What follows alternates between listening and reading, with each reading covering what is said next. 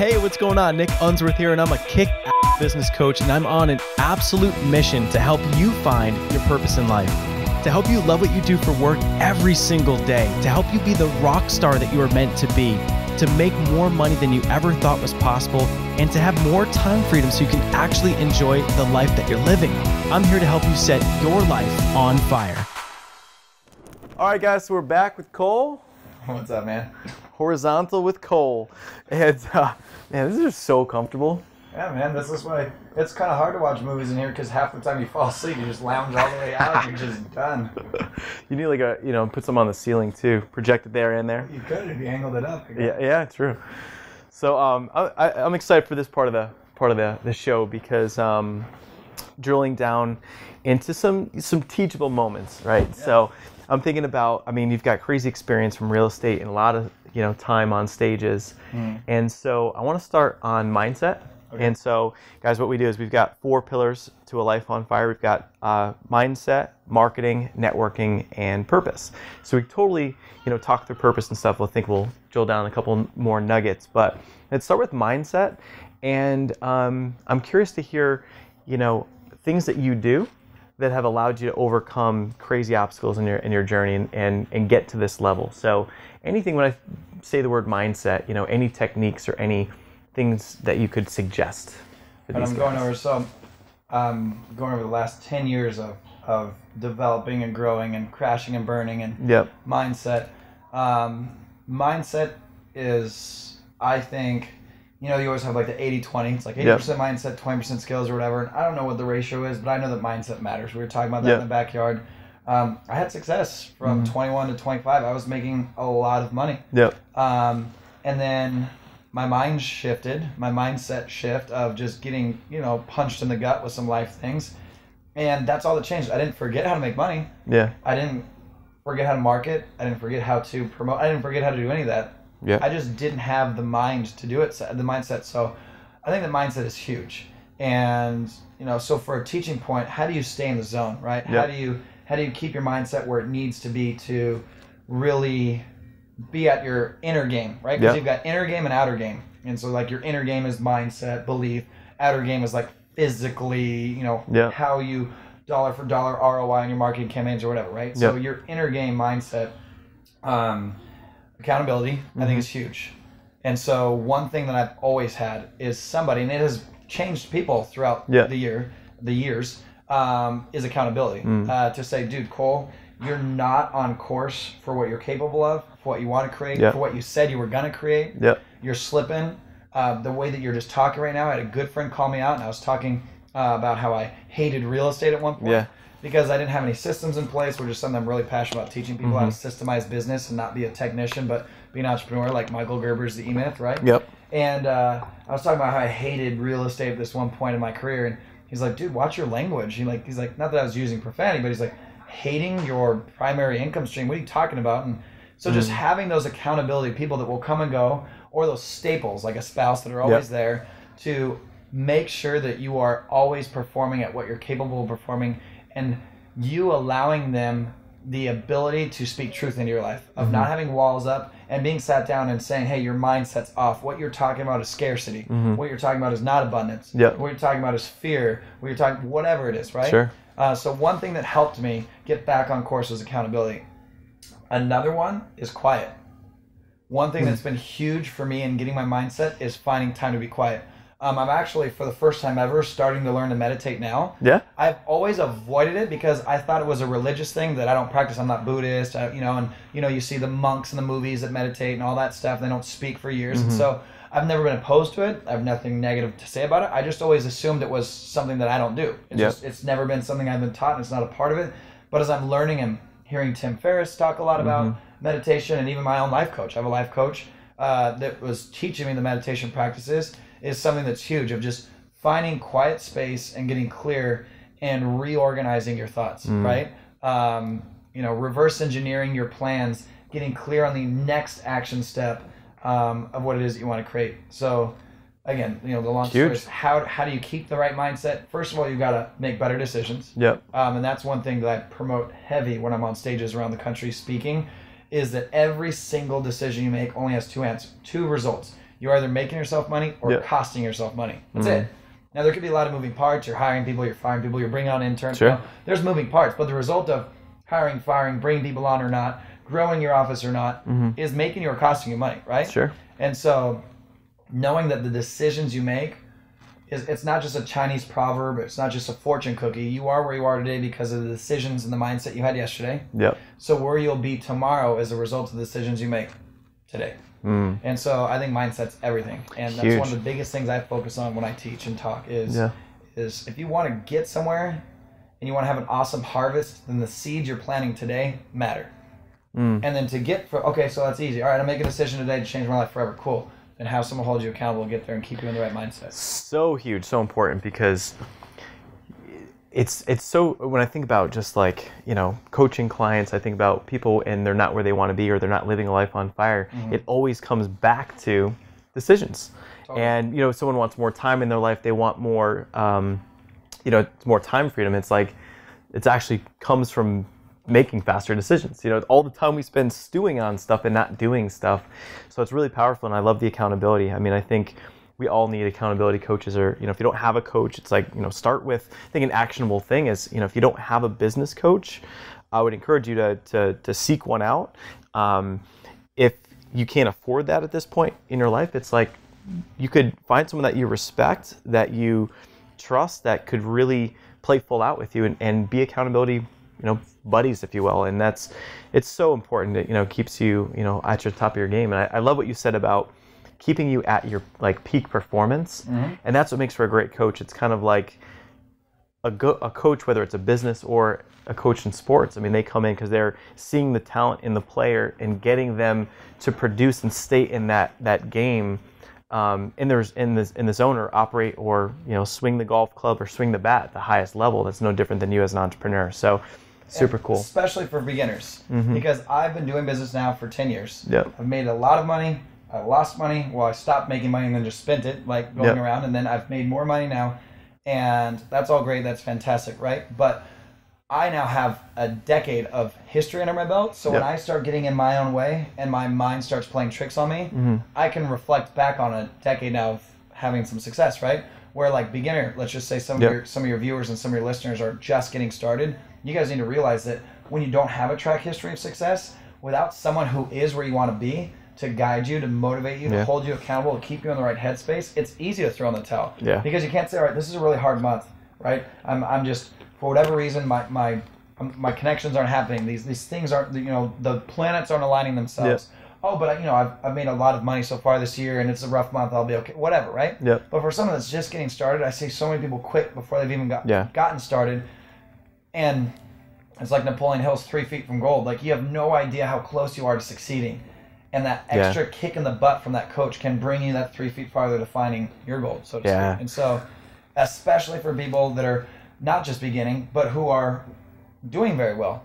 I'll just tell you this. I won't tell you the number, but I'll tell you, so far in 2014, I've invested more financially into coaching than I have ever in my entire life. A small fortune. But I am planting seeds that are going to be more fulfilling, more within my life purpose, and very probably more profitable than ever before in my life. And let's dive into purpose, because I think, so on the purpose side, you know, I think that this pivot where you are at, you know, we were talking earlier, you know, outside, just about how anyone can make that decision at any time in their life and decide to live a life on fire. You know, making over $1 million a year, which is amazing.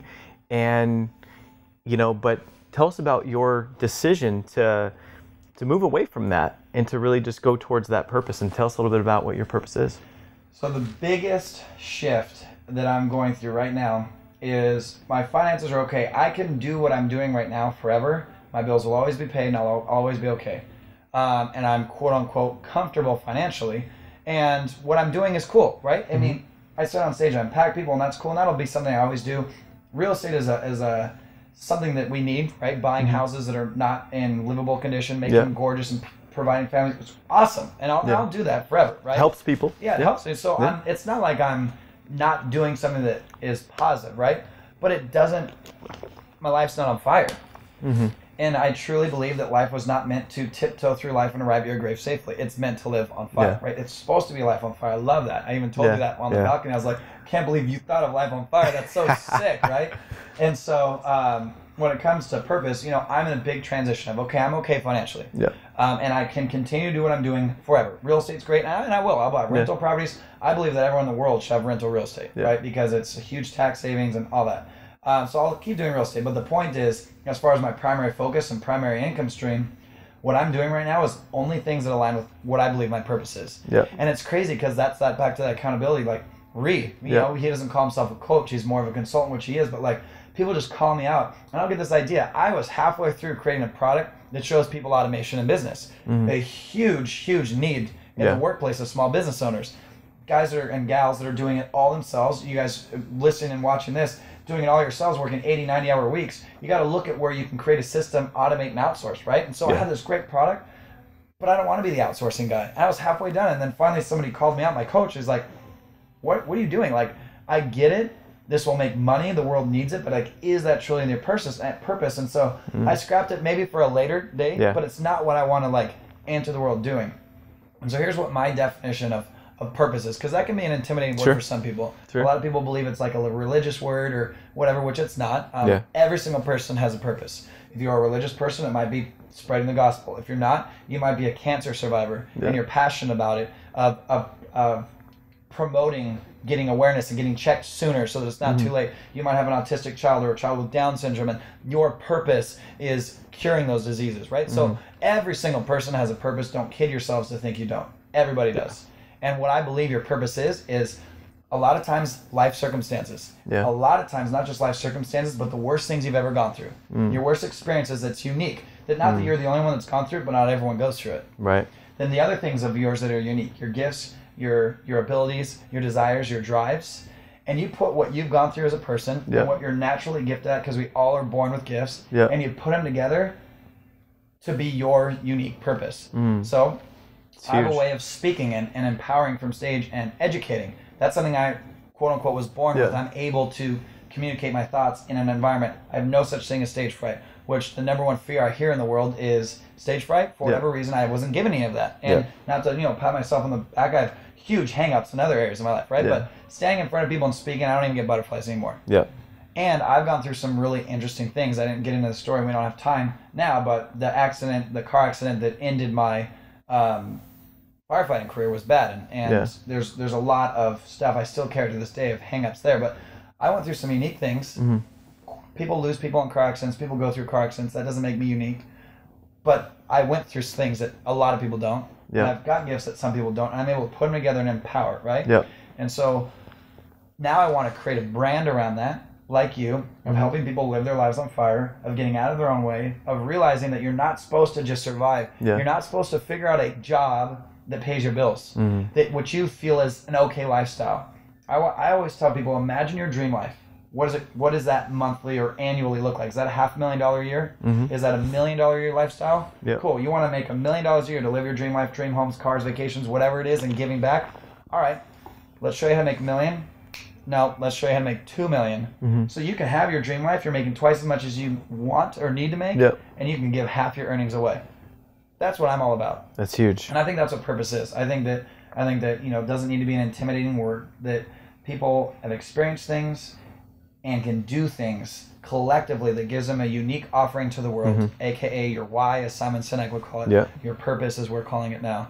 And then if you can stay within your purpose of just doing what it is you feel you're supposed to do, then not only will your life never be the same, but you'll look over your shoulder and other people's lives will be changed as well. So that's what I think purpose is all about. I love it, man. That's so good. And it's just like at the end of the day, I mean, that's one of our biggest missions. I mean, it's crazy. I used to always, every day I would read a letter that I wrote to myself, which is a powerful exercise. And it was goals. That was, it was goals that was like what my life would look like. It was by 30, basically. So my whole dream was to sell a business by 30. And I wrote in there things like, now it didn't all come true because my vision, lots of things changed. We did sell the business, but as I read through it, one of the things I used to always say, and I believe for some reason that my purpose was to help other people find theirs. And that manifested and that came true, and that's what Life on Fire is about. Is, you got to get aligned and figure out what your purpose and what your calling is, and what you're passionate about, and love what you do for work, and then the money just comes in, And like, I love what your message about earn double and give back half, So it's and like, that's, you've got to run a good, efficient business with scaling and automation and outsourcing, and to be in a position and to think that big, like, that's a bold way to think. And a lot of people put limiting beliefs around money and things, and you're like, whatever you want to go and do, double it and give back half. Like, just that mindset alone is a whole different level. Right. But it's just crazy what happens when you get clear. So I think that's cool. And what was the Simon Sinek? What's a resource that we can put in the notes for these guys? Is there a book? Start with Why. Start with Why. Okay. Yeah, Simon Sinek's got the book. Start with Why. That's a good resource. You should look up his TED Talk, one of the most famous TED Talks, and he kind of really gears it more towards businesses, finding their what, their how, and then their why. Yep. Right? But it's 100% applicable at the individual level as well. Okay. Finding your what, your how, your why, and so breaking down his golden circle. Again, this is totally all credit to Simon. A lot of people work from the outside in. Figure out what you're going to do, or learn what you're going to do, then go to school, learn how to do it, and never know why. Instead, starting from the inside and working your way out. Finding your why, finding your purpose. The how is the action or the specific steps you take, and the what is the result, and that's huge. So that's a great resource to read that book right there. I would obviously promote learning from someone, finding from someone who is where you want to be. And a lot of people are like, well, I don't have a check to just stroke someone, a check to learn from.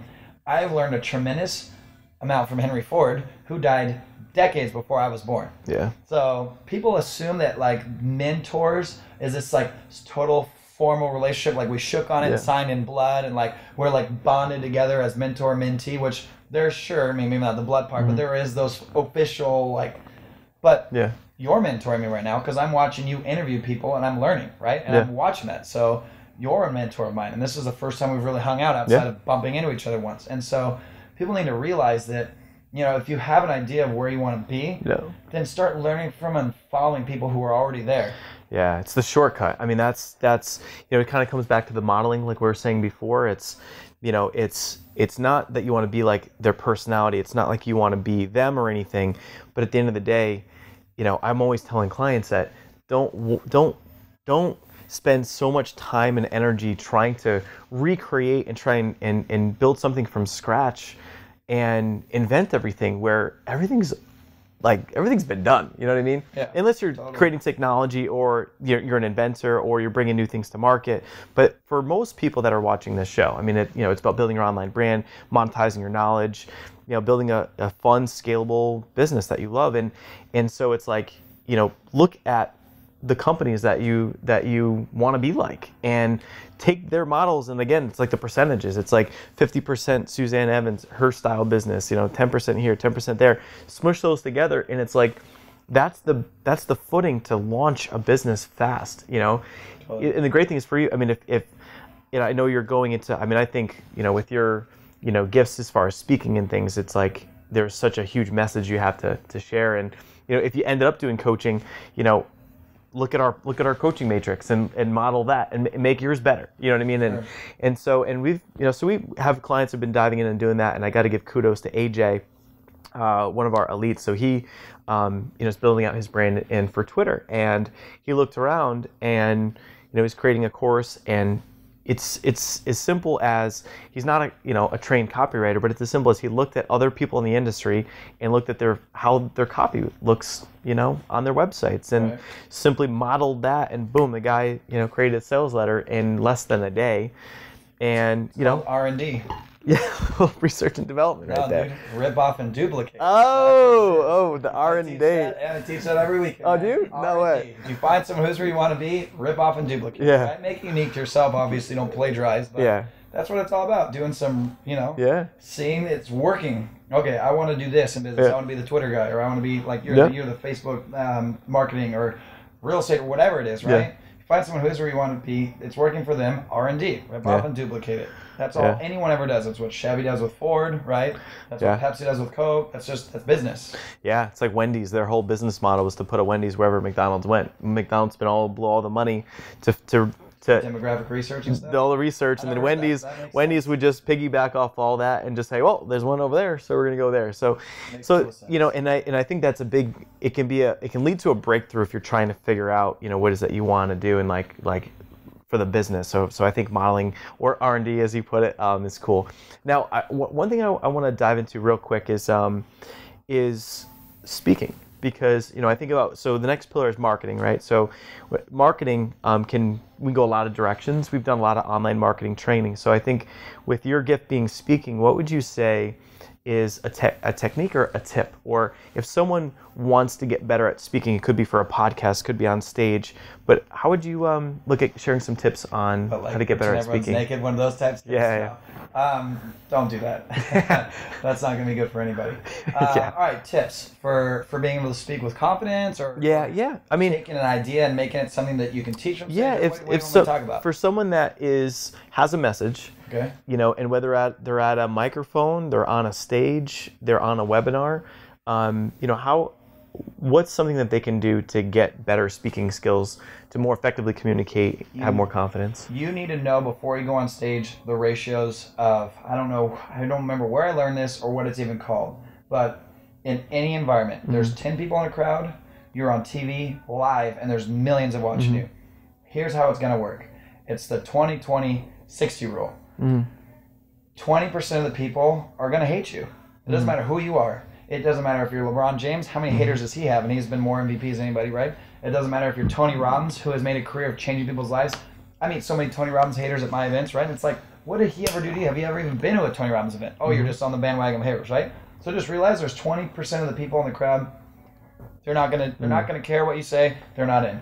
There's 60% that will like you, and then there's 20% that are just gonna wave your flag and freaking love you. And when you go up on stage and you know that, you're looking for the 20% in the crowd. They're the ones that will be smiling the whole time, nodding. And I look for them and I make eye contact with them, and they keep me encouraged. For the 20%, they're sitting there like this, just, you know, that aren't into what I'm saying. If you focus on those, I have learned as a beginner speaker that what I used to do is just cater to that 20%. I would find the ones that are like, you know, just arms crossed. You can read body language, you know, totally like even sideways from stage, just not into what I'm talking about, right? I might be talking about money principles of leveraging other people's money, and they read some books or some workshops that say don't ever be in debt, right? And, which is really ideal, you know, towards a consumer debt, not leveraging for profits. But the whole point is I know I'm pissing them off. And I used to spend so much time trying to win them back. When it's like, let them go. They're just not in. You've got the majority of the crowd that's just like, hey, this is good information. And then you've got the ones that are just so buying in. Buying them as you're moving around. And I always get off stage. If you're in an environment where you're like at a TED, you can't get off stage, then look for the people that are just loving you. And I do that. And if I'm in a room of 300 people and there's 15 of them that are just, their body language, they're leaning forward, they're smiling, they're taking notes like they can't even keep, then I find them, and I know there's one over here, I break away and I find this one, and I'm in a room of 300 people, but I'm teaching 15. Right? And then another thing I would suggest is that if it's a topic you're truly passionate about, it'll flow. So if I had to get on stage right now and talk about making salads in jars or whatever my wife does downstairs, I mean, I could wing it, but it's not something I'm passionate about. But if I got up there talking about financial literacy, of teaching people to have a better relationship with money, because so many people are afraid of making money because they hear it's the root of all evil, which is actually a misquote of the Bible, right? And so they're afraid of making money. A lot of them are afraid of what it would mean to them and how it would define their image and all that stuff. It's like, I'm excited about teaching people, no. Make a ton of money, then live well within your means, so you can change the world. Because I've never seen a hearse pull in a U-Haul. If you're this is something my coach taught me. Money's a utility. It's not a destination. If you're in it for the money, you're in it for the wrong reasons. But if you want to make the money to be the vehicle to get you where you want to be, cool. And so if I'm talking about that, I can go and go and go, and I'm not nervous because I'm excited about it. And then there's the haters that are going to be all so that would be for those of you that are speaking, whether it's, and then, there's obviously the different groups that you can participate in, Toastmasters and things like that, which I never actually did, but I hear great things about Toastmasters, where you can start to grow and get more comfortable. I mean, there's obviously those fundamental things, but for me, having been on stage for several thousand hours now in front of tens of thousands of people, I just got home last night at 2 a.m. I spoke in Kansas City, Missouri, in front of, it was a smaller group, like 230 people this last weekend, and so I literally 12 hours ago. No, maybe 24 hours ago. I'm on stage. Yeah. And I do that to this day. I know that there's people in there that aren't into what I'm talking about. It's just not resonating with them. Sure. They don't think that what I'm teaching is going to work for them in their lives, or they think it only works for me because I'm special. And I see their body language. They're invisible to me. Yeah.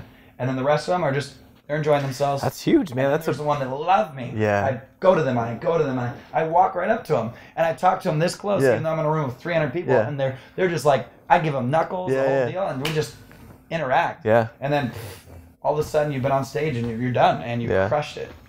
That's awesome, man. I've never heard the 20-20-60, and so powerful. And you can just see like your mindset on that. You're not, all the fear around speaking is what are they going to think? It's, did I screw something up? And everyone's afraid of the 20% of the crowd that's not going to like you, and that's why you have a fear of speaking. Yet 80% collectively will be into it, and 20% are going to love you. Totally.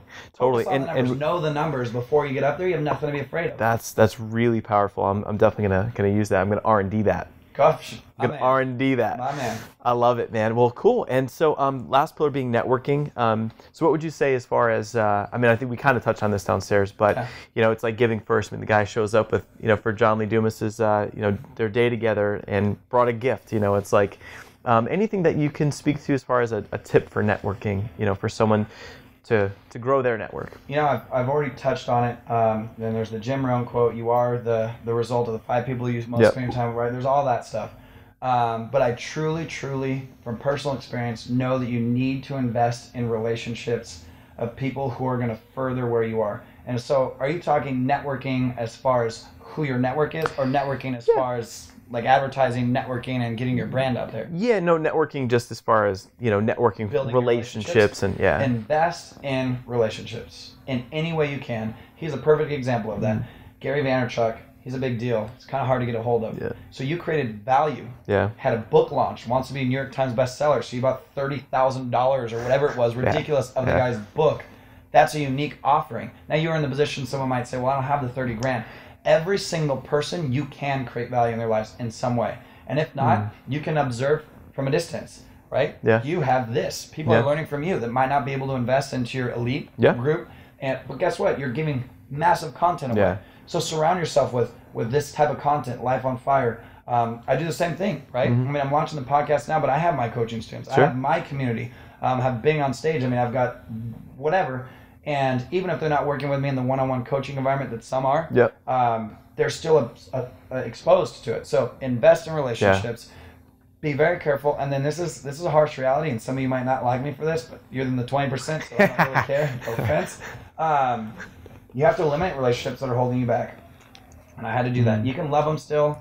You can appreciate them. You don't have to make it some big breakup. Like, hey, you're not going anywhere in your life, so don't talk to me anymore. Yeah. But I had to choose wisely, and I had to surround myself and not associate with people. And so I surround myself with guys like you. Yeah. And I disassociate myself from the people who are exactly where they are now at 30 when they were at 20 and where they're going to be sadly at 40. Yeah.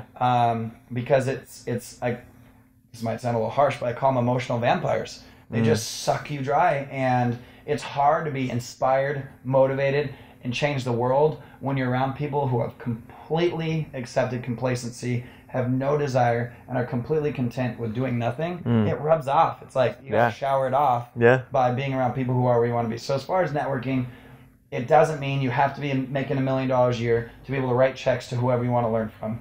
All of us started day one. All of us started day one. My very first mentor, he was in a place where it wasn't a network marketing. I know that you have a background in there, but it was a sales company, and they would have a sales event every Thursday night where people would come to buy the product. I showed up early. I set up every speaker. I set up the white screen. I set up the monitor. I connected his computer. When he showed up, I met him in the parking lot. I carried in his briefcase for him. I opened his laptop. I connected. I got his PowerPoint. I gave him his clicker. I made sure the batteries were good. He was on. He did his thing. He was off. I tore it all down. I packed it back in his truck. I did that for a year. And that guy ended up coaching me for free. Because I was the one that was always there, showing up. I bought a suit I couldn't afford, so I looked the part, did everything I needed to do to continue to learn from that guy. And he was my first mentor ever as a result of that. And then I had a different coach that was like my first actual, I wrote a check, that's Tony. But this is the first guy I learned from in business. I didn't have any money, so I created value. Always a way, create value. I think that's going to be one of the takeaways on this is that, if you don't have a mentor or an accountability coach, that let's use this as the challenge, to challenge you to go out that you don't even have to spend money, but it could be finding someone that is where you want to be. And you could straight up, there's a lot of people that would be really flattered by someone reaching out and saying would you would you mentor me, and ask, even if you're just sending them your goals once a week and they just quickly look at it, I've got two girls, that I'm mentoring. It's amazing. It's so cool. And so whether it's a business coach, whether it's a life coach, a mentor, accountability, this is going to be that challenge. We're going to challenge you to go do it because every single person, that's obviously why we are, coaches, and this is how we help people. But you look at all the success stories and you study entrepreneurship, and it's one of the biggest leverage factors, investing in yourself, making that decision, surround yourself with that network. So I want to add two things to the challenge. So number one, I guess I'll start with this way. Don't be afraid of the result. If you want to learn from someone and for some reason it doesn't work out and it's a no, then you're right where you were anyway, right? So many people are afraid of a no, not realizing that a no would just put you right where you are anyway. Yep. And it's either Gretzky or Jordan. One of them says, you miss 100% of the shots you don't take, right? Yep. Or maybe they both said that. So go after it. Yep. And if it's a no, don't be afraid of that. It's a no. Okay. Yeah. But then the second thing is you need to also understand that a lot of people who are where you want to be, their time is very valuable and don't expect something for nothing. Yeah. Now, maybe that sounds bad, but you've got to do something, right? You've got to create value. I don't mean to sound arrogant, but my time, if I'm not working, goes to my family. And so any extra time I give to someone is taking away from my wife and baby girl. Yeah. And there's got to be something there for that. Yeah. Not money or whatever, but just something. Just value. Yeah, there's got to be some value. So don't think that just because you ask, Gary Vaynerchuk's going to start mentoring you next week, right? Yeah. You've got to create value by buying his books or whatever it is. So just figure out creative ways to add on to your challenge. Figure out creative ways to create value in people's lives. And if they say no, don't be afraid of that because you're right where you were anyway. You know what creates the best accountability? What's that? Is money. Oh, that's for sure. You know what I mean? And so what's so amazing is that when I first cut the check to pay $3,000 a month for coaching, that was nuts. You know what I mean? Like I wasn't even aware. I mean, I knew what business coaches were, but I never had one. And I'm like, man, like $3,000 a month. But at the end of the day, I was paying for the result. This woman, my good friend Shanna Sumter, she had the lifestyle that I wanted, and I asked, how do you have it? And she said, well, I have a business coach. She looked at me, she was like, you don't have a business coach? Like, what are you doing? And when I cut that check and invested in myself, everything changed. You got to play a bigger game, you know what I mean, when you're doing that. And so that's one of the things that's powerful. Why I think coaching has a whole nother, that you're paying for has a whole nother levels, because you're paying for it, you're committing at a deeper level. We have our clients sign contracts, and there's a true commitment. And the beauty is that what people perceive to be an expense is an investment with a return. Anyone that puts in $500 or $3,000 a month, it's like our goal is to help them make a lot more than that. You're talking about having skin in the game. Yeah. That's basically what you're talking about. Yeah. I'm sure you're in the financial position that you would be able to coach whoever you chose to and waive the fee, but they will get a better result having skin in the game. You always will. Yeah. And I mean, there's no doubt about it. That's how it works in real estate. It's called an earnest deposit, right? You don't take people seriously unless they put skin in the game. Yep. So skin in the game. It's important. Get in the game. Get the skin right in the game. So last question before we wrap up. I always like to end with just one thing that most people don't know about you. Could be anything. Could be weird. Man, you gotta give me some heads up on this. Could be weird. One thing that most people don't know about you. Oh man. We already know that I'm just you're not a pool shark. No, I'm not good at pool. I'm not good at golf either. Although I have a putting green in the back there. I'm trying to think. I mean, there's things you would know about me and none of them would know, but I'm pretty open within my inner circle. Yeah. People know a lot about me. There's one thing that people don't know about me. You totally stumped me right now. I mean, it could be, so we got could be funny. I told a story about, I shouldn't even go there. Yeah, probably not. I've got some weird things about me, but third nipple. I've got a third nipple. Oh, that's cool, dude. Yeah. So does my brother. Oh yeah. Really? Should I say that? Should I bring that out? I've got one that I don't know. This is gonna be my legacy if I say this. I mean, do you show it now? Do we see the third nipple or something? Yeah. Do we get a zoom in? Yeah. No, but this other story will define my life if I share this. I might have to wait. Okay, you might have to wait on that one. It's a doozy. I don't have anything as cool as a third nipple that I can think of. I was just thinking of when I love cars, right? Yeah. When I was 14 for a long time, when no one was looking, I would just hop in one of my parents' cars and go cruise around. And one time I was going a little bit too fast and wrapped one around a tree at 14 years old. A lot of people probably don't know that, but and it was about 8 houses away from my parents' house. Whoa. So I had to walk home and be like, Mom, Dad, they're upstairs. Yeah. And I was like 14 years old, like, how do I explain this? So I don't get my license for another 2 years. I've been driving your car when you're not watching, and this time it's up the hill on the tree. Wow. I mean, it was bad. So that's something that they know, right? And a lot of my immediate friends know, but probably the world doesn't know. Yeah. But I mean, there's just something I'm just attracted. I think we're gonna have to be careful in the Camaro. Yeah, no, I drive a little better now. I drive a little better now. So that's something people don't know, but I certainly don't have a third nipple. I don't know. I'm kind of a one-upper with that one. Yeah, I probably should have thought about this more. I can't think of anything cool. Yeah, I mean, what about like I don't know, what's a unique talent or? I play like 20 instruments. Okay. And I can hear any song. There we go. And I can memorize what it sounds like and pick up any instrument and screw around on it until I can make the sound happen again. That's crazy. That's pretty cool. It's they call it an ear for music or whatever, but it's no third nipple. I don't have no, it's not a third nipple. It's still not as cool, bro. Why'd you have to start with that? Like, why'd you have to open up with?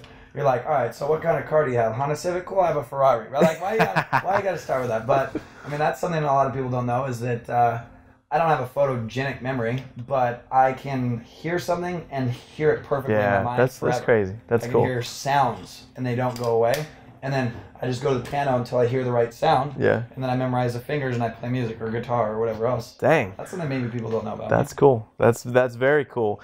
Well, dude, this has been awesome, and I just want to say a big thank you from the whole Life on Fire community for sharing some nuggets and wisdom here with us. And I think we still have to go rip in the car for a minute. I think we should. I think we're gonna have to this time. And just so you guys know, I'll avoid the trees, that baby girl had to be transported to what? My wife's parents, so grandparents. Because this car is this loud to start. Because she can't be napping when this thing gets fired up. So I'm fired up to hear this thing. It's baby girl's nap time, and so Mama had to take her to another house because it's a loud car. We're gonna fire it up. I hope the cameras can capture it. Yeah. You know, sometimes you hear something beautiful and you film it, and then you listen to it later, and you're like, oh. So we gotta hear this thing. Let's roll. Let's go.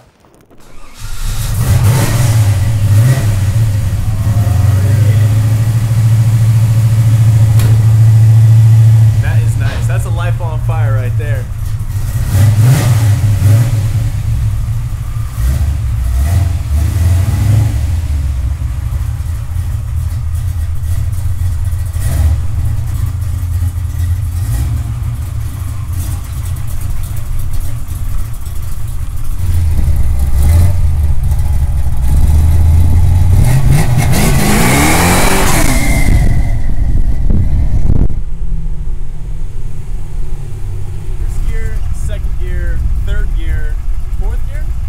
Then I stopped.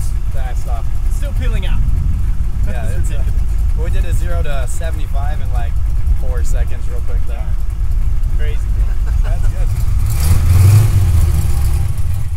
All right, so there you have it, Cole Hatter, the Mad Hatter. So how awesome is Cole? So be sure to go to lifeonfire.com and check out the show notes. There's a lot of wisdom, a lot of nuggets that were dropped during this episode. So be sure to go to lifeonfire.com, grab the show notes, and also be sure to connect with Cole that way. So we're gonna have his Facebook, his Twitter, all that good stuff. This is a guy that you definitely want to network with. You definitely want to hang with as well. So hope you enjoyed the episode. Would love to hear your feedback and comments, and we'll see you on lifeonfire.com. Have a great day.